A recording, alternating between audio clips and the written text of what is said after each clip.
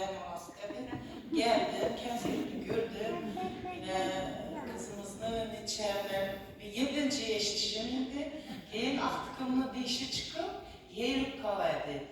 Şuna kalsi diyenden derri eşitip hemen acını tekşirip yemeyen, darıman, kampanyalarıma kamalan sanıp verişimdim ki vakit az olan için özümden hem yerimde hem nerseleri var, derdi misafir hem nerseleri derdi var idi.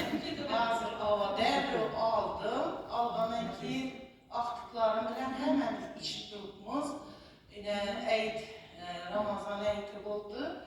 Bir eğitin aylanlarında bizim şırkıl didamlık kaldı. Ki evledim şunu aynı bu akımluğanı içirdim, bulayken bize özü dörmenin aylanamız atayla çağında bir anda yenen birerlerimiz iş kılıp akımluğanı aylam şırkıl didam oldu. İzine 3. stepin yemiriliş başlandı.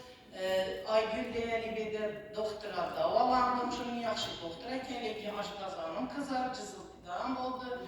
Şimdi hazır kalsiyeni içip başladığıma bir ay oladı. Xuda şükür her doktora varıp tekşirilmedi.